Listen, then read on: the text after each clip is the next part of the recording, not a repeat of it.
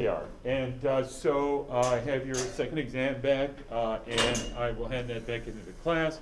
I described before how I don't write very many comments on exams because I'm writing comments off to the side, and after I finish grading the exam, I take the exam and I describe anonymously, good answers, weaker answers, and I try to do that in a way that's important for everybody to watch. And we won't have an assignment associated with that this time. We did after our first exam. This time I'll post it, and I'll also post an anonymous distribution of grades. And so that's how I grade, and I've described that before. And here's a distribution from another course.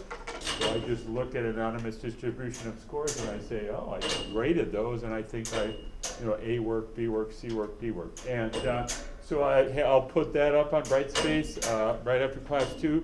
And these are just the scores that are circled. So let's say you had a circled score of 48.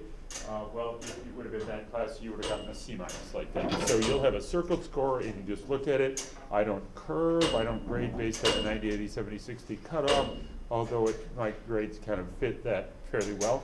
I just look at the scores, and I've graded lots of exams, and I just graded those, and I think in general students did a lot better than the first exam. I think everybody understands what the expectation is here, and so we're rolling forward, and we have a final exam coming up. So all that information will be available after class today, and I'll get that up there as soon as I can, okay? And we want to just be careful, and there's two reasons to follow, well, there are a couple of reasons to follow up on the exam. One is the final exam is going to be a week from next Tuesday, and I have a note about that, coming up on a slide. And it's just going to be the same format as our first two exams, same type of thing. And it's going to be from our whole course. We're going to have some new material this week and next, and that will be on the exam. It'll have a little bit more of an emphasis, but we're just going to go back. And it would be those same kind of questions, just flat out questions, like fill in the blank. And it might be a question from those muscle differentiation videos or from the first chapter in our book. So it's the whole type of material.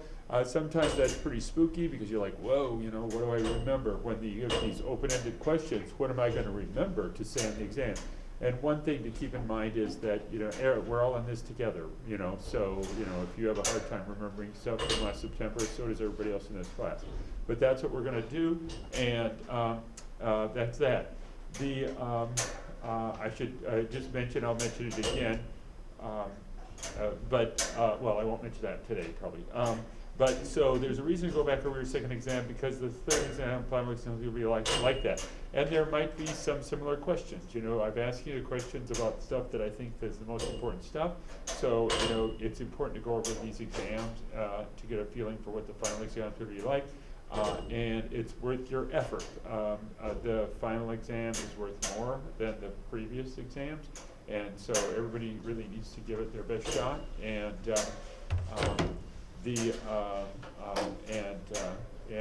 so looking over those exams is a good way to do it. Then the next thing to say is that when you look over the exams, you should think about, you should always think about the instructor's perspective, right? So I tried to ask you questions that I thought were really important on the exams. There must be some questions that are important that I didn't ask yet. And so you can prepare those for the final exam. Find stuff that I didn't ask about yet, and prepare that for the final exam.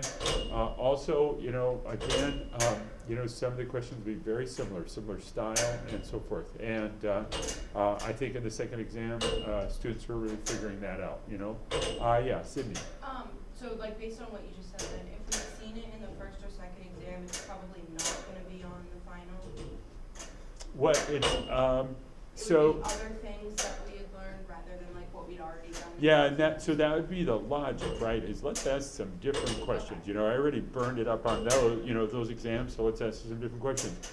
But it's really good to understand those answers, just to understand answers, how to give answers like that. But also, some of that will come up, it'll be a fill in the blank, so I won't ask the same questions, but there'll be some overlap, inevitably. And so that's that. So really take time to follow up on that. And then ask me any questions, you know, clarification, confusion, maybe I just add up your scores wrong and things like that, where you stand for grades and stuff like that, okay? So that's the first two things, it's following up on our exam from before Thanksgiving. Then the next is I posted instead of, so normally when there's a snow day in my classes, I just make a lecture and post that, and it's just as important as the class day. And I posted that, I plan to do that, and then I thought, you know what I'll do is I'll post an assignment. So we have a drawing assignment, it's our last assignment, and it's about how our early vertebrate limbs develop. And it's the same in every vertebrate. So, you know, we're talking about amphibians, reptiles, mammals like that, and not fish. And so it's something that's evolved in the mammals, in the vertebrates. And a lot of people would say, oh yeah, that's probably the biggest innovation in vertebrates is, those limbs. You know, getting to crawl around on land is a pretty big deal like that, and run and fly and so forth. But there's some other innovations, and certainly the neural crest cells that are unique to vertebrates are fantastically more significant in the history of our vertebrate lineage than our limbs. But limbs are pretty awesome, and they're just great at illustrating further concepts. So we're going to talk a little bit about limbs and the parts of the limbs. And so get that assignment done and bring questions to class about that. Then we're going to read one more chapter in our book, and it's about the nervous system and neural development. And so we'll talk about that, and we'll have plenty of time to talk about that in the next 3 class meetings. We'll also have time for you to ask any questions as you prepare for the final exam. So, you know, whatever reviewing you want to do, we can do it. And there's the information for our final exam. It starts early, 8 a.m., and it goes to 10 a.m. I don't have any exams right after that. The exam is going to be, you know, intended to be finished in our normal class time, right? So, yep. Oh, do you have another question, Sydney? Is it in here? Yes, Okay. it's in the same classroom. Yeah, I should have put that up too. Yeah, it's in our same classroom. And so, like, if you're like, whoa, I didn't get up quite early enough, you know, like that, because you're not used to getting up that early, just come in and quietly come in. And if you get started late, you know, we'll pay attention to that. And you'll have time to get done, you know, because the exam's intended to be about an hour and a half. You have 2 hours, and then if it goes a little bit longer than that, I'm not in a hurry to race out of here. So we'll get that done. I should just mention now, so what'll happen with that is, you know, it'll take me a couple days to grade the final exams and then final grades. And so like on finals week, like Wednesday or Thursday, I'll have it figured out, and I'll post the answers on Main Street. So as soon as I determine the final grades, and I know you're anxious to see them, so I try to get them done efficiently. And as soon as I post them, you'll be able to see them in your account. And you're welcome to, you know, pick up the final exam sometime, you know, and you know, follow up on that, follow up in your grade, find out what score you got on the final and stuff like that. Absolutely, because, you know, you'll be wondering about that, and we can follow up on that. And so that's where we're at. Okay, and so we're thinking about the nervous system, neural development. Here's just our chapters from our textbook, and I just point out that the limb development actually is done in describing organogenesis in our textbook, chapter 9, and you don't need to look at that chapter. So we talked about that before. We're talking about a topic that is in chapter 9, and we're just not going to read chapter 9. And what we are going to do is we're going to read chapter 10, development of the nervous system. And so we'll talk about that. And so here's where we're at, and we'll mostly focus on vertebrates, but we'll talk about fruit flies and some invertebrates a little bit, because our chapter does, and there's a big story to tell about development of the nervous system. So, you know, back to a vertebrate like a frog, and we get up here to the phylotypic stage. So we made a neural tube, and then neural development begins and continues from there. So that's what this chapter is about, is that stage of development there. So the nervous system is going to form, and we're going to have connections made. Then organogenesis is occurring kind of at the same time, and so that's where the limbs would be developing. And in our limb development assignment, we pay attention to the nervous system and the innervation of our limbs. so we can move our limbs and we can feel with our limbs, right? And so that's part of the nervous system. So the assignment due for Tuesday overlaps with what we want to learn about in the nervous system somewhat. And you can see where we're at with development. And we're getting, at the end of this chapter, we're getting close to a little tadpole or a little baby chick or a little baby, person like that.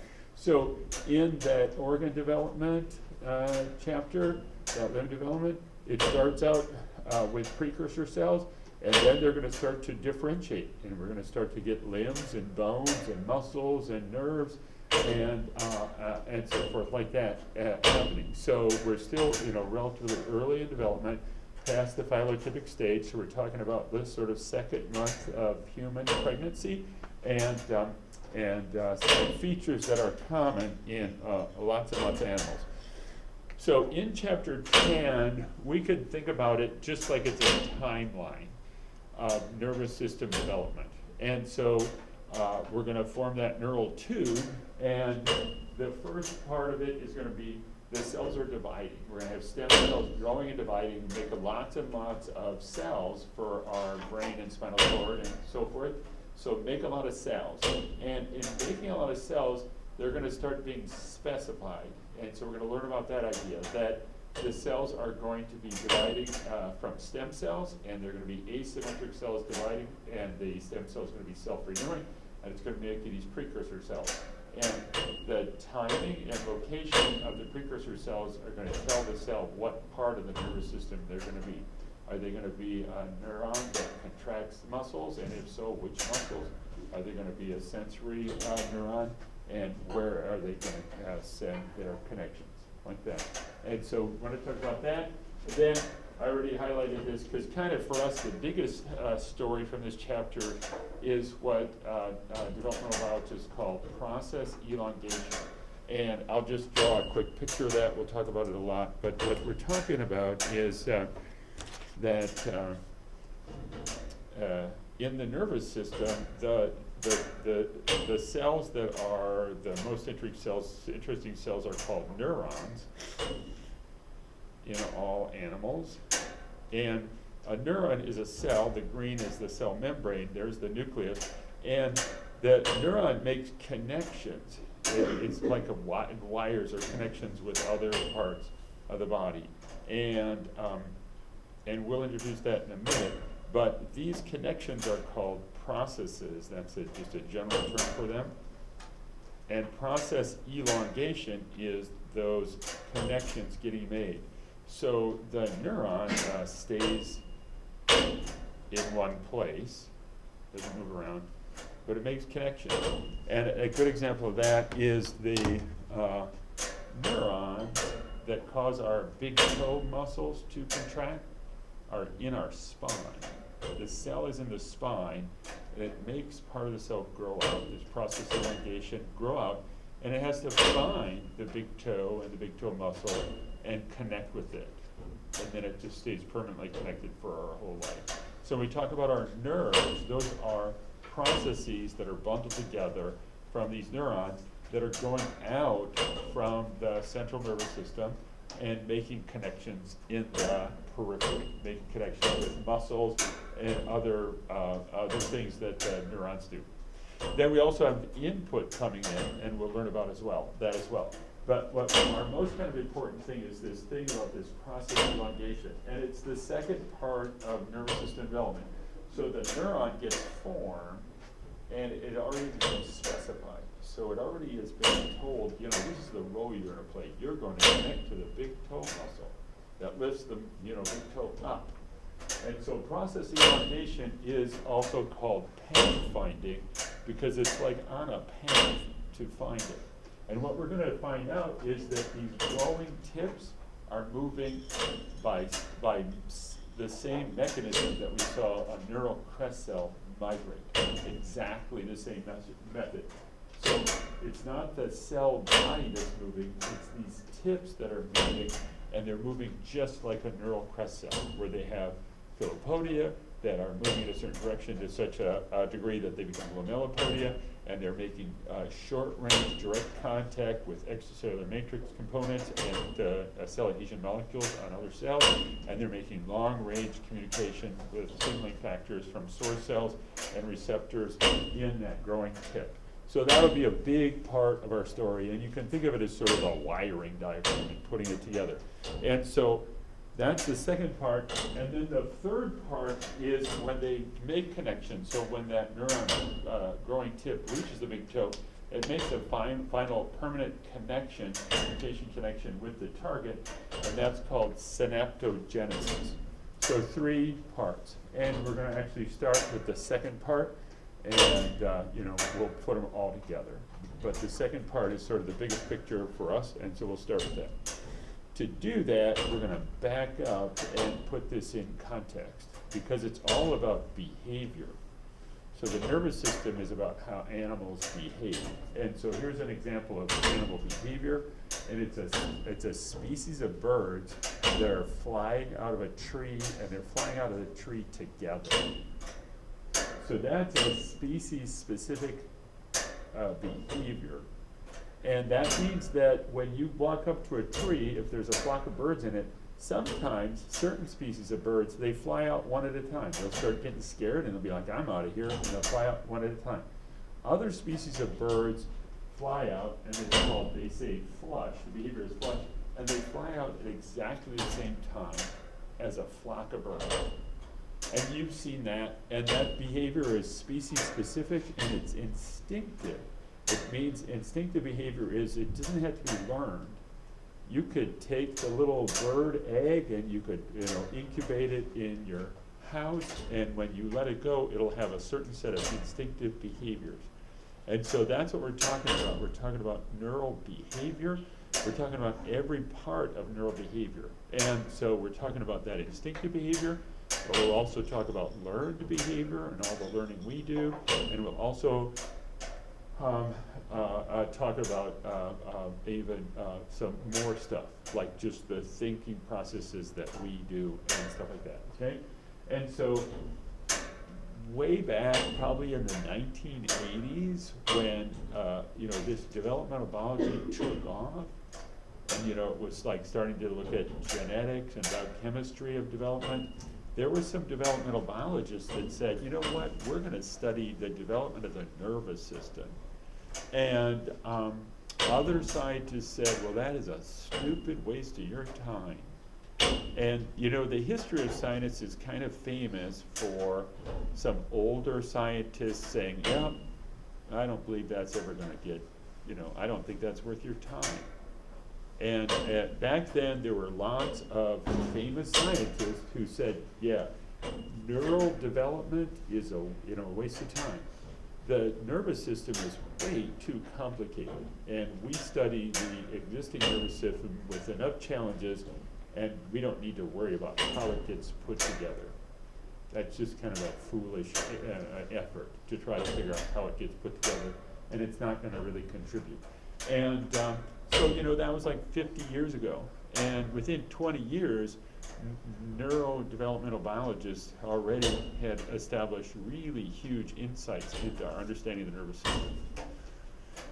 There are, we've seen in our course these concepts that there are simple principles and simple sets of genes that put together every animal, and that's turned out to be true for the nervous system. And it turns out that you can study simple nervous systems in something as simple as fruit flies, and you can learn a ton about the behavior of all animals and the thinking and learning of all animals from it. And so we start out from that perspective. Here's just a picture back in the 20th century, a couple of scientists that studied animal behavior, and really they studied that instinctive behavior.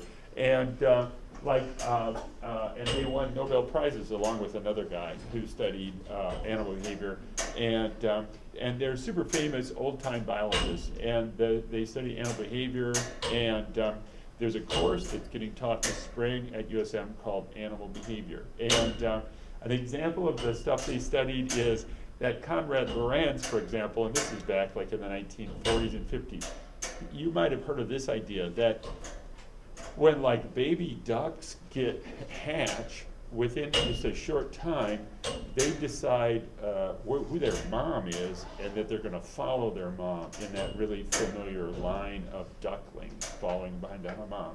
And it turns out that's partly instinctive. They're gonna make that plan, and they're gonna make it really quickly, but it's also partly learned. So this Comrade Lorenz could just hatch duck eggs in his lab, and they would follow him around. And that process is called imprinting. And so it's a combination of a instinctive strategy and a learned component. You know, we're gonna hatch and we're gonna find in the first hour who mom is, and we're just gonna follow mom very carefully. And they would just follow him anywhere. You know, he could walk around the campus at his school and stuff like that, and these ducks would just be following him around. So these instinctive behaviors have been studied for a long time, and people used to study thinking about the intact nervous system, the physiology of the nervous system of these ducklings. Their brains were already put together. It wasn't really a story of development, it seemed. But now scientists think it's hugely a story of development, and one way they got there is to think about the evolution of instinctive behavior.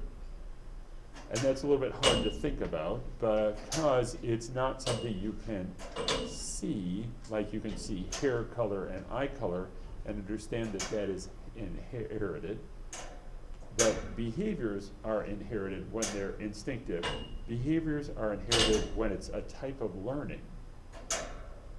The way that we learn, the way the animals learn, is actually instinctive in part. Like the idea that those little ducks are going to learn who their mom is within an hour of hatching. So it's built into the way their nervous system is organized, and that must mean that the organization or the wiring, the connections of the nervous system changes and is different. So these species of birds that flush all together, they've evolved that trait. It's a heritable trait. It's based on genes. And it turns out a lot of the story is on how the nervous system gets put together in the embryo. It gets wired up to do those jobs. And so it's largely a story about the evolution of the nervous system, and a lot of that is about how the nervous system gets put together. And so there's lots of reasons why scientists should be interested in developmental neurobiology. So here's an example of that. So these are just some pictures of dog breeds, and you know, all of us probably love dogs, and some of you have dogs, and there are these different breeds, and there are a few hundred different breeds of dogs, and they look different, right? So you can see a breed of dog, and you'd be like, oh, that's a beagle, you know, I see that's a beagle. And that just goes back to that hair color, eye color thing. You might know also that different breeds of dog have different instinctive behaviors. So there are bird dogs that are, hunting dogs, bird dogs like that, they have instinctive behavior. And there's some really different instinctive behaviors. And those are inherited by those different breeds. It's all the same species, but they're different breeds. So probably 25 years ago, a group of scientists realized that the breeds of dogs are just a gigantic genetic experiment that's already been done. So breeders have already created the diversity of bodies and behaviors in one species. And it must be information in their DNA, in their genomes. And they all have a dog genome, but there would be a beagle genome and a German Shepherd genome that would have some differences like that, okay? And so they started this huge thing they called the Dog Genome Project. And they were not mostly focused on behavior. That was part of it. They were mostly focused on this, and you might be familiar with this. Different breeds of dogs have different diseases that they're more susceptible to. Like when I was a kid, we had a beagle, a purebred beagle, and beagles have some issue with their backbone where they can get some arthritis in their backbone, and our dog did, and that's how she was eventually put to sleep by my mom because she just couldn't get up as an old dog.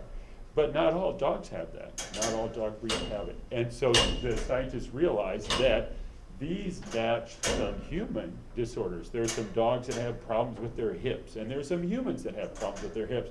And sometimes the human problem is genetic, sometimes it's not genetic, but if we learned about how hip problems develop in a dog, in different breeds, we might be able to get a handle on, say, for example, some of the genes that are involved in hips and, you know, the development and function of hips.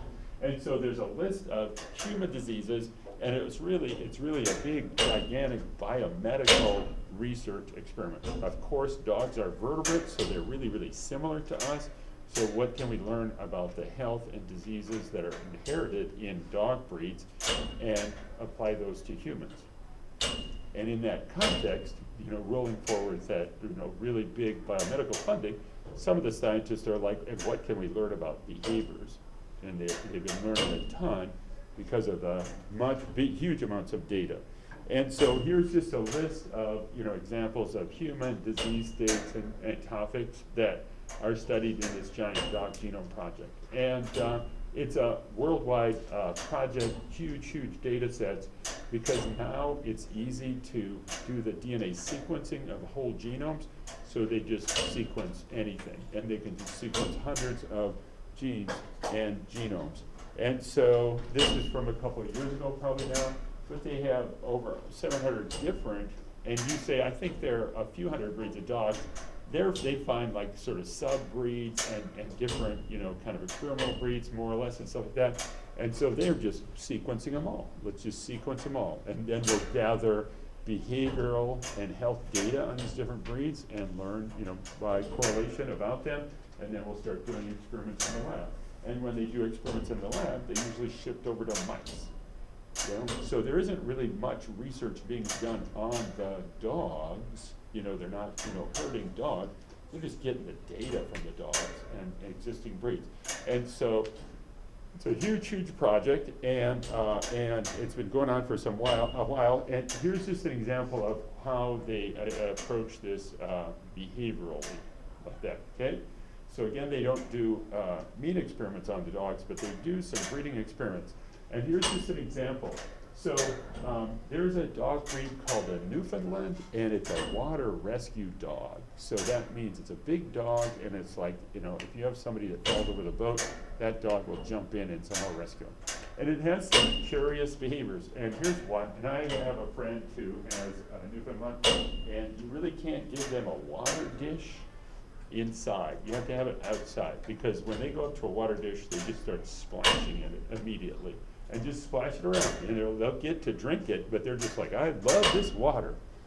And I also have a friend who has a Chesapeake Bay Retriever. There's some dogs that are just crazy about water, you know, and that's because they were bred to be active in water, you know, and go do stuff in water, you know, retrieve a bird you shot in water, or help a person, like pull a person into shore and stuff like that.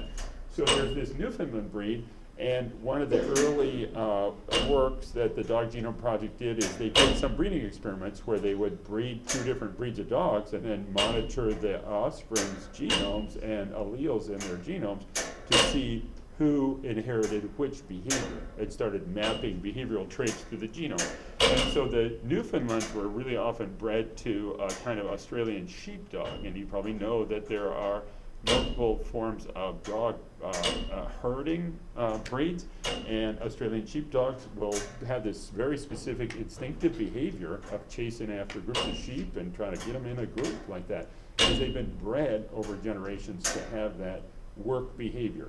And so they would cross a Newfoundland with an Australian sheepdog, and they'd look at the pups, and the pups would grow up, and they would, give them to foster homes, but they would be monitoring their behavior and seeing who puts their paws in the water and who chases the sheep around, you know, and then they would just sequence their genome and see who's got which versions of which alleles of which genes, and map them out.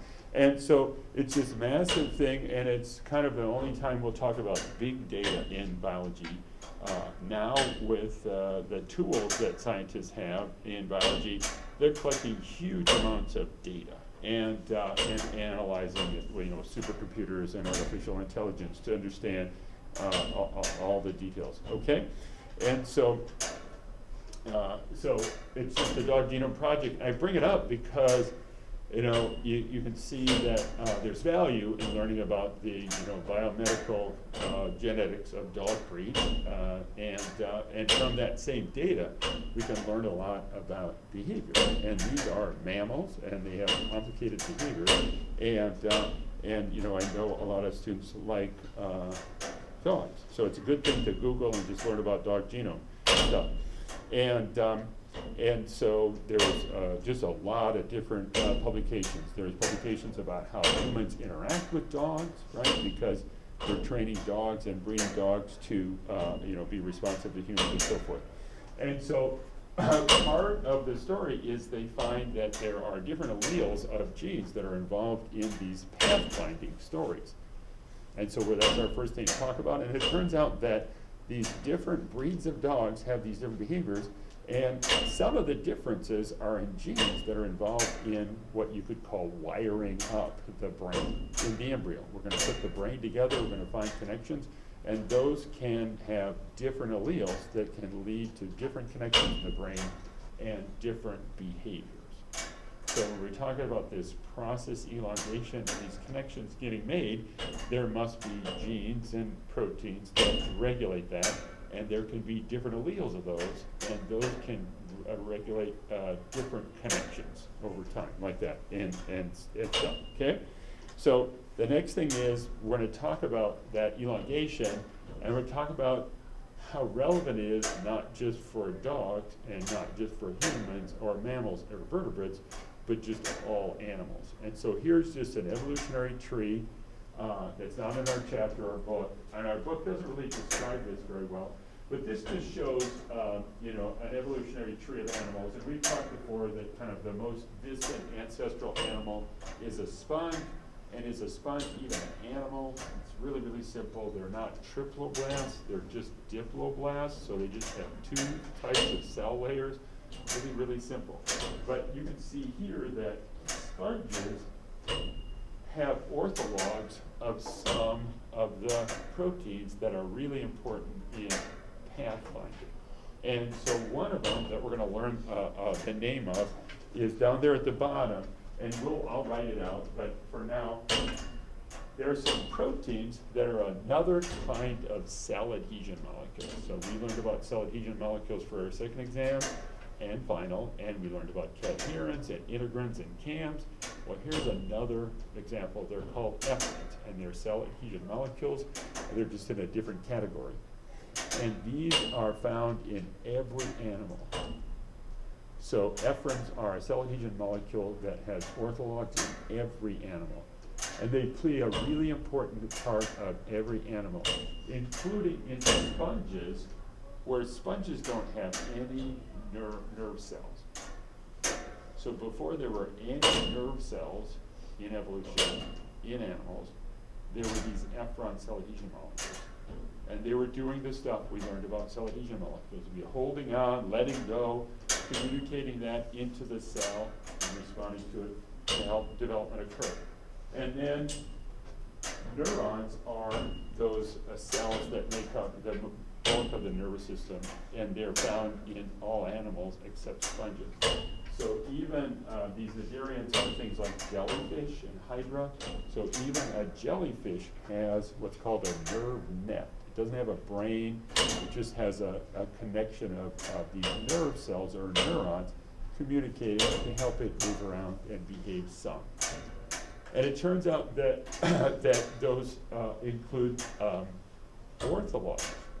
So we see, you know, very, very long time ago in animal evolution, the emergence of a certain cell type that's going to be a nervous system cell and a neuron. And so we have sort of this history of the evolution of animals that shows, oh, we're going to have a neuron, and that means it's going to be a cell that's going to make connections. It's going to have that process elongation and make connections and communicate between cells with those connections. And so really old, and we'll talk in a minute about some of these core terms, but just showing you this, there's a whole bunch of these orthologs that are found back here at the last common ancestor between us and fruit flies. And you know, we've seen that fruit flies are really heavily studied. So there are a lot of really significant orthologs between us and fruit flies. And those existed in the last common ancestor. The last common ancestor is thought to have been just a little wimpy worm, but the worm crawled around and it had sense organs and muscles and it moved around, you know, with a nervous system like that. And so the organization of nervous systems is ancient, and it turns out they're all put together using really simple, similar strategies, really similar stories. And remember, we talked already about how the growing tips of the neurons are moving like a cell that's migrating. So so some cell adhesion molecules are big players in neural development of all animal nervous systems because they're great for making contacts and for finding your way along the extracellular matrix, like that. And then components of the extracellular matrix, big players. And then signaling molecules, because we learned that cell migration includes both short-range contacts and communication to find the way, and also long-range signals. And long-range signals are cell signaling factors that are released from a source cell and bind to the migrating target cell. And so it's really just that same story, that's just an old story. And this just gives you a little visual. You know, some of the major players are more recent. So that means that this is found, you know, in fruit flies, but not in us, and vice versa, like that. It mentions F and D up here. Lots of these have paralogs. So if you look at a simple worm, they might just be one version of the gene. But as we get more complicated nervous systems, more complicated bodies, more complicated migration needed to make connection, we see selective advantage to have gene duplication and make families of efferents and families of these other factors like that, okay? So that's what we're talking about, and that's how developmental neurobiologists have contributed rapidly and gigantically to the field. It is a little bit too hard to try to look at the development of a dog brain or a human brain, but it turns out we can look at a fruit fly brain and learn all about it and see how similar it is to humans, and the answer is pretty similar, like that, okay? So that's what we're going to talk about. And to talk about it, we started about this pathfinding. And so I will, let's just go to, on the top, I have some terms. So up here, let's just do a little explanation of the terms we'll use in just the story of a nervous system, okay? So this is important stuff for us to learn. Our course is not neurobiology. Doug Curry teaches neurobiology, and students that have taken neurobiology or are taking it learn a lot about the terms I just drew a box around. And we're not going to dwell on it. You know, you could take Doug's class. But it turns out that Doug is so busy talking about neurophysiology that he has told me he really doesn't have time to talk about developmental neurobiology. So we're going to get some of that in here, but we need to tell you a little bit about these terms, okay? And so here's how those go.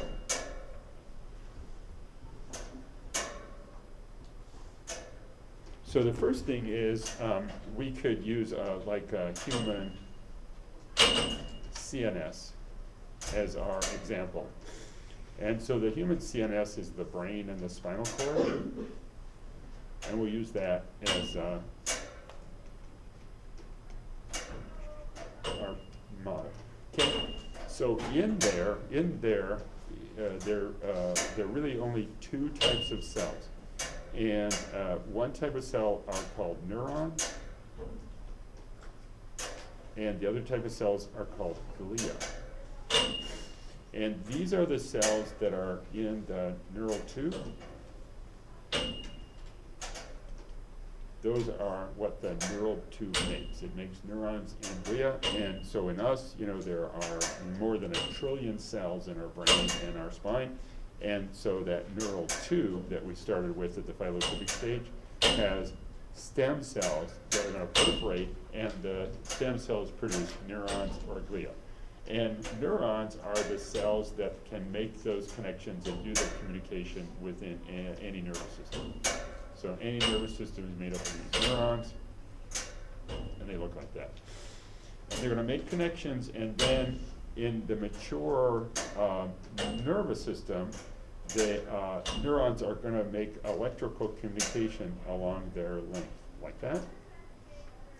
And in all neurons on our planet, the communication is just a one-way pathway.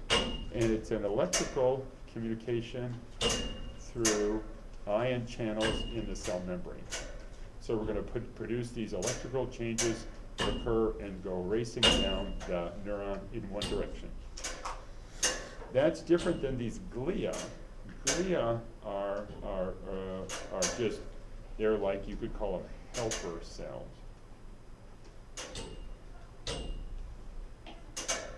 So glia are just scattered around the neurons and help them out. Some of you might know that some of our nerves are myelinated, and that helps the nerve communicate quickly over long distances. The myelin layer is made by helper cells, glia cells. And there are lots of different kinds of glia. And so we won't talk very much about glia, but it turns out that when we talk about cell migration, glia in developing nervous system often make signaling factors. And so the glia can sometimes be source cells, and the migrating neuron tips are the target cells.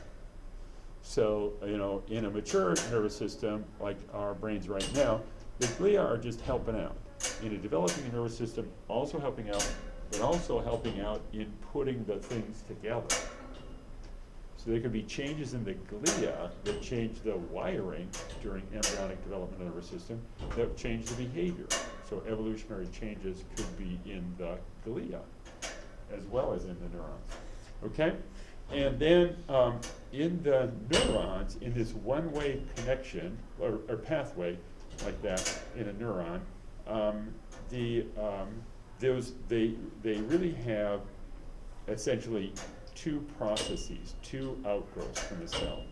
And sometimes those are branched, so it looks like there are, well, lots of times they're branched, but there's really two. And the first one that would be bringing information toward the cell body, those are always called dendrites. And then the ones that are taking information away from the cell body are called axons. And so that's what we're making when we say, oh, we have process outgrowth and we're doing some pathfinding. We're creating the axons and dendrites. So back to that neuron in our spine that causes the muscle to contract in your big toe, that's sending out an axon. It's going to be communicating out to the periphery. In your sense of touch, that's incoming. Those would be dendrites bringing the information in, like that. And this is true for all animals without exception. That it's a one-way path, and the incoming process is called a dendrite, the outgoing process is an axon. Then the next thing to say is that there are only a few types of neurons. So we'll just go through the types of neurons. And you know, what you start to see is you're like, oh, I see animal nervous systems are put together on really simple principles at the cellular level. We got neurons, we got glia. The neurons only communicate one way. They got a dendrite, they got an axon, and then there are just a few types of neurons. Okay, and so one type of neuron is called a motor neuron.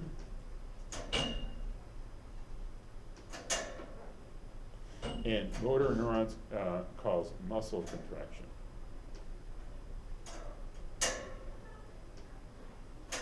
So that's why they're called motor neurons, is because they're helping you to motor around. And in a human central nervous system, the motor neurons' cell bodies are always in the CNS. All our motor neurons are made from stem cells in the neural tube. The neural tube makes the central nervous system. All the motor neurons are in the central nervous system. The neural tube makes all of the motor neurons. And the motor neurons have an axon that's going to cause muscle contraction, and that must be growing out of the central nervous system into what people call the periphery, the body, and that's going to be the axon. It's going to be causing muscle contraction by having that electrical impulse go out to the muscle, cause it to contract. Then the muscle motor neuron is going to have connections inside, and they can be branched like that, inside the brain, and those are the dendrites. And so the muscle motor neuron, once it gets its identity, what its specific role is, it's going to pathfind the axon out to the tip, and it's going to pathfind the dendrites into the brain or spinal cord to make those connections. And that's going to make the connections to say, I'm thinking about contracting my toe muscle. So you would have neurons in your brain communicating and thinking together to say, let's cause that contraction. And that information would flow through the dendrites of the motor neuron out to the axon and cause the muscle contract, okay? So then the next one that we will talk about is, on this list, is we'll talk about some neurons that are called interneurons. So we could have muscle neurons, we can have interneurons. And in humans, all the interneuron cell bodies are inside the CNS also. So the neural tube in humans and all vertebrates makes all the motor neurons and all the interneurons. And then interneurons do what they say they do.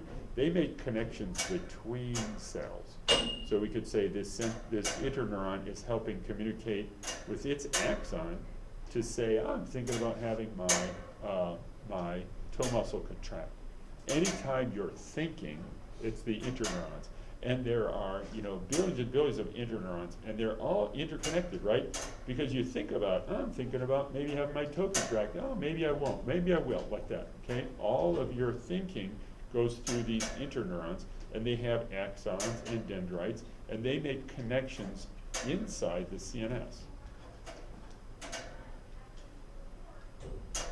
So we had that motor neuron, and it's got output. That's how the central nervous system has output. And then we have the processing inside through these interneurons, and they make these connections and do the pathfinding within the CNS.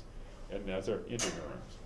And they're within the CNS, and they're the ones that we're doing all our thinking with, okay? Then the next category of neurons are called sensory neurons. And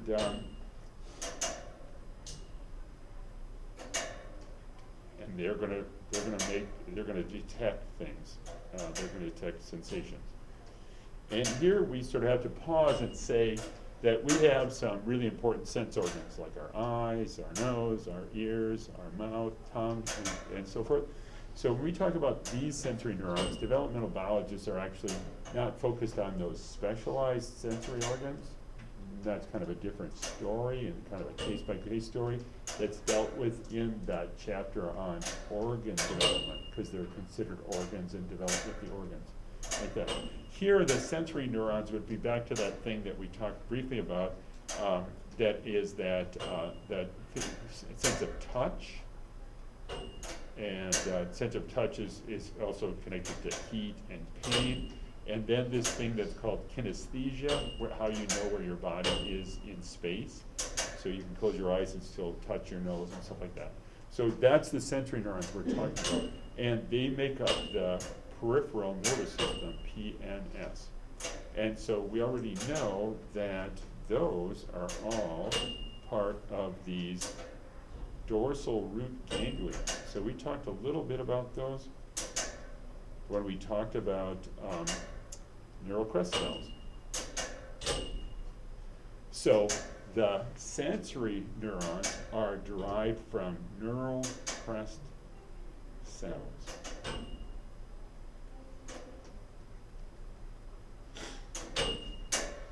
So we have the neural tube making all the motor neurons, the sensory neurons, and then the interneurons, and then the sensory neurons are made by the neural crest cells. And my drawing's getting really crowded, but I'll just try to put in here that for those guys, in the sensory interneurons, what they do is they'll have some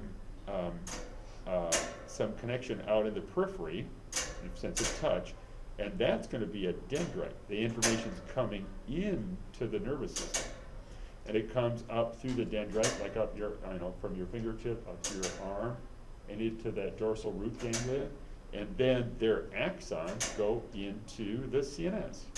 Yay, that makes sense. And they could make, the sensory neuron could make a direct connection with a motor neuron in the spine if it's a reflex. So you know how the doctor can tap your knee and it just reflexes out? That reflex is just a simple circuit of the sensory neuron detecting that, communicating it into the central nervous system, and then immediately sending out a motor neuron reflex. So just the simplest reflexive circuit. More often, the sensory neurons connect with by having their axons go into the central nervous system. They connect with the interneurons. And you're like, okay, I'm getting a little bit hot. I'm deciding that I'm going to contract my muscles and move away from the fireplace. Like that. And every animal has the organization of their nervous system based just on those simple principles. Those simple principles evolved hundreds of millions of years ago, and you just make them more complicated. Add more neurons, and more connections, like that. The sensory neurons and the motor neurons are always pretty straightforward. You got to get some kind of a sort of a network of sensory neurons to get that sensory communication from all parts of the body, and then the motor neurons having these targets. And it's the interneurons especially that we start thinking and processing things, and more of that. And so that's that. On our whole planet, I'm pretty sure there's just one other kind of neuron, so we might as well mention it because it's an unusual one that's interesting to hear about, that plays a big role, but usually people don't talk about it very much. And and so I'll just draw again a muscle cell. Let me just draw this over again. So a motor neuron, rather, is going to look like this. It's going to have this kind of connection where it's got a dendrite here, branching out inside this CNS. Then there's its cell body. People call that the cell body, where its nucleus is, and most of the metabolism stuff. And then it's going to have this long axon going out to the periphery, and it's going to make a connection with a muscle. And that connection is where those two cell membranes come really close together, and they form a gap that's called the synapse.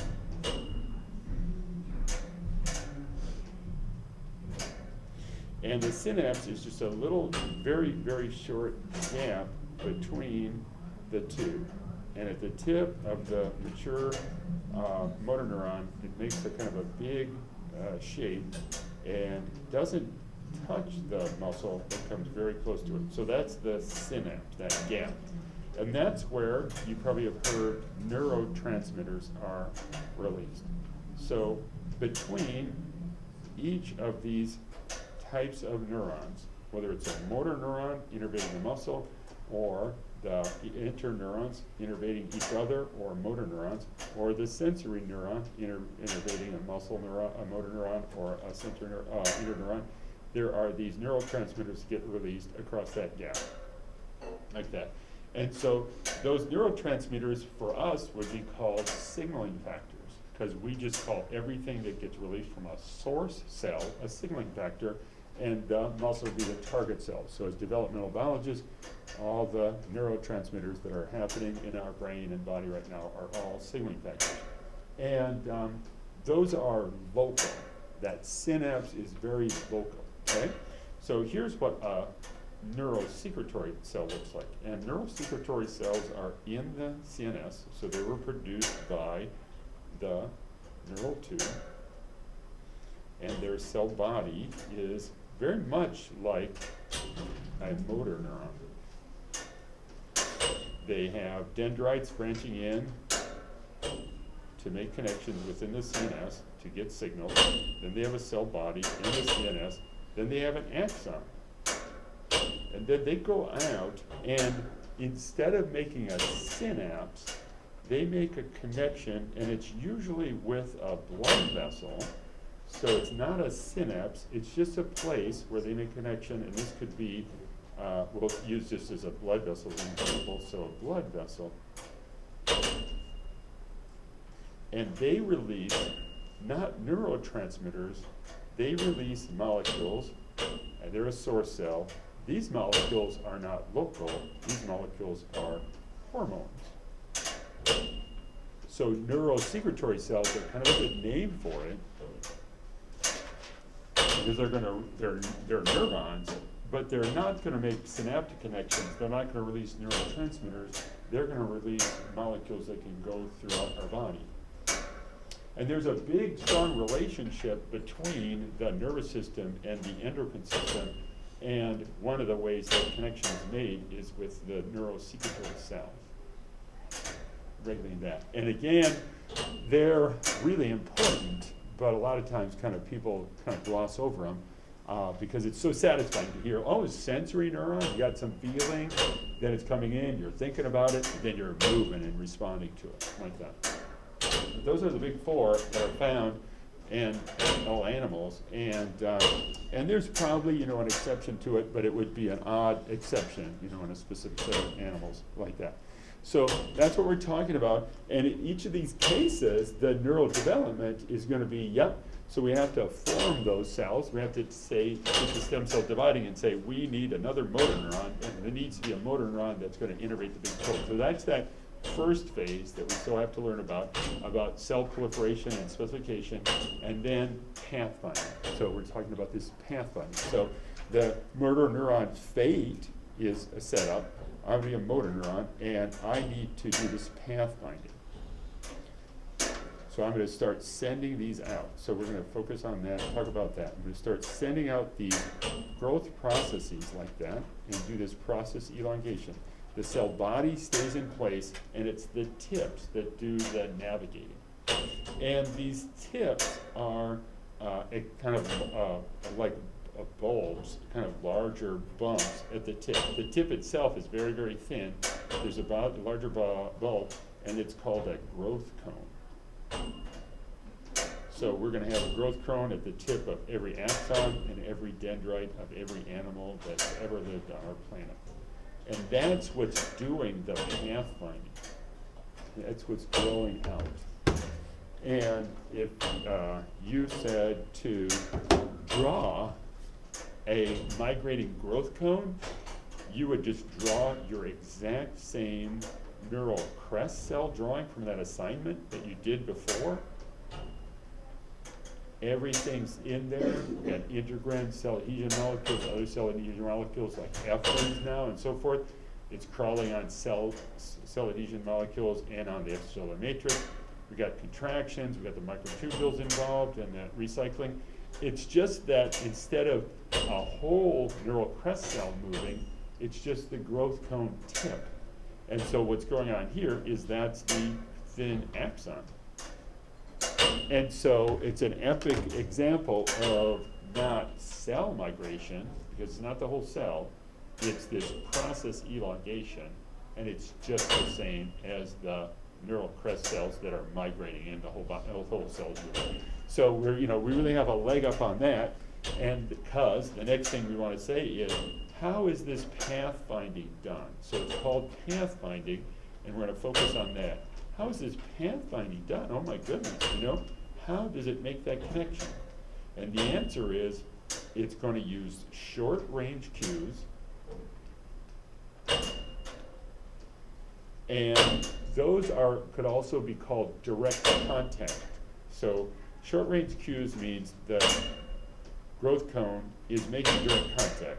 So we've got the cell adhesion molecules interacting with the extracellular matrix and other cell surfaces like that. So those are the short-range cues, and we want to focus on those because there are a variety of them, and there are some really famous ones, like F-ring is a short-range cue. And then there are long-range cues.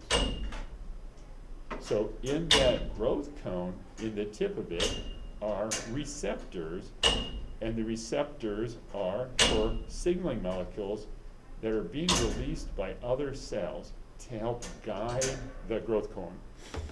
And for every neuron on our planet, the story goes like this. For short-range cues, there are some short-range cues that are said to be chemoattractant. So the growth cone wants to crawl on those, and there's some that are chemorepellent. It causes the growth cone to turn. And the same is true for the long-range cues. Some are chemoattractant, some are chemorepellent. Does it get more complicated than that? Nope. So in wiring up every nervous system on our planet, the story is those guys. Now remember that when these cell adhesion molecules make contact, they send information into the cell. And remember that this cell already knows it's a motor neuron. It's been specified, and it's looking for a target. And it's the tips that are looking for the target, but there's communication going back all the way back to the cell body saying this and that, giving it information as it goes on that path. Okay. Then also remember how, as the embryo forms from the fertilized egg, the cells are always making extracellular matrix components. And I call those breadcrumb trails. And the growth cones are crawling on breadcrumb trails. Remember how the neural crest cells, they have to crawl all the way from our back to our face.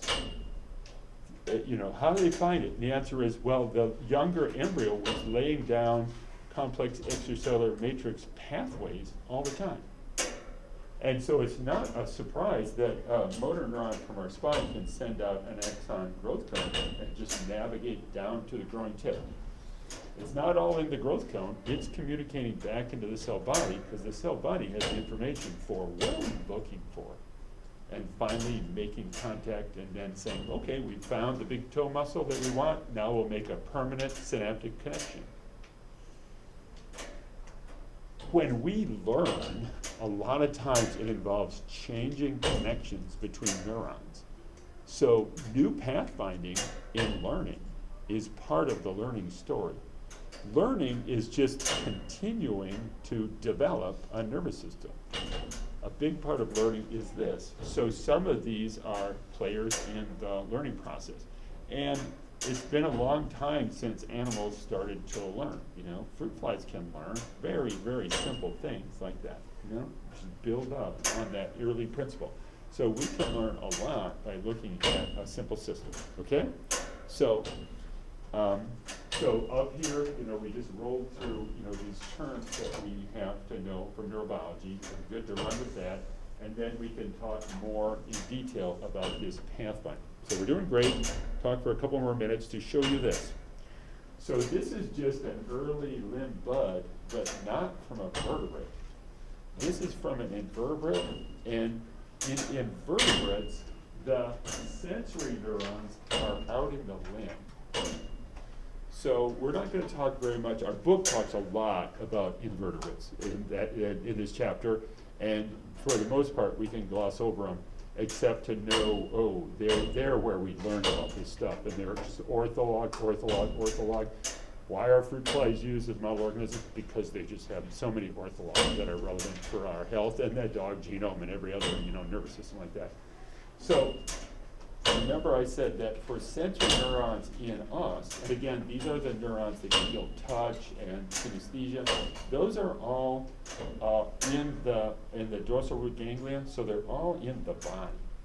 We don't have any neurons, cells in our limbs. Invertebrates have neurons in their limbs. So this would be a peripheral neuron, and it's out here. And so scientists say that in vertebrates, the peripheral nervous system is born centrally, and in invertebrates, the peripheral nervous system is born in the periphery. And this is from just another book, and it's where things got started, and it's not even a fruit fly. It just turns out that a couple of really famous universities, like the University of California at Berkeley, in the 1960s, scientists started studying those neurons because the central nervous system and those dorsal ganglia, there's too many cells. Let's find some isolated neurons to learn about how this pathfinding works. And that was found, and these are actually grasshopper legs that were used a long, long time ago to study. And how does that thing pathfind? And pretty quickly, fruit fly biologists got involved because fruit fly biologists could do more genetics than the grasshopper people. But this is pathfinding, okay? And so, in that process, we come up with a term, and the term is said to be a pioneer neuron. And pioneer neurons are the first neurons that find the path. And so it's going to do this pathfinding, and it's going to do it by long-range and short-range cues. And what this wants to emphasize is, in this figure, it's emphasizing these cells. So these are not neurons, they're not glia, they are other cells that are source cells that are releasing long-range cues, and those are signaling factors.